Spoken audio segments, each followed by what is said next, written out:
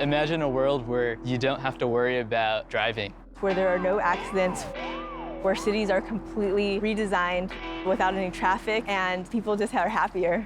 With autonomous driving, that future is within reach.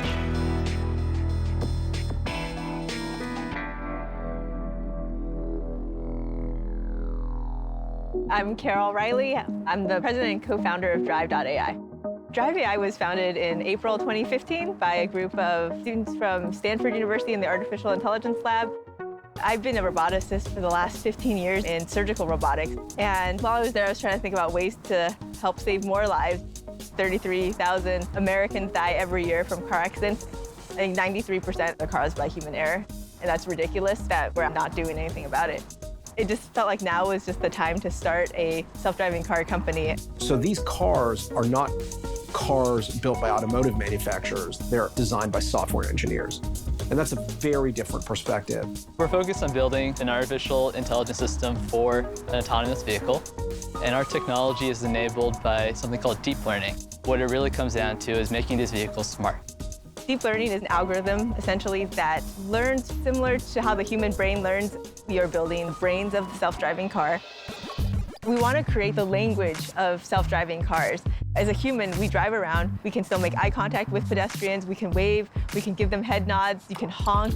When you take the driver now out of that driver's seat, communication's broken. We want to make our cars be able to almost over-communicate, over-emote what its intentions are. It could be emoji-based, it could be making R2-D2 sounds, panel that has audio and visual displaying of text, or pictures, or graphics.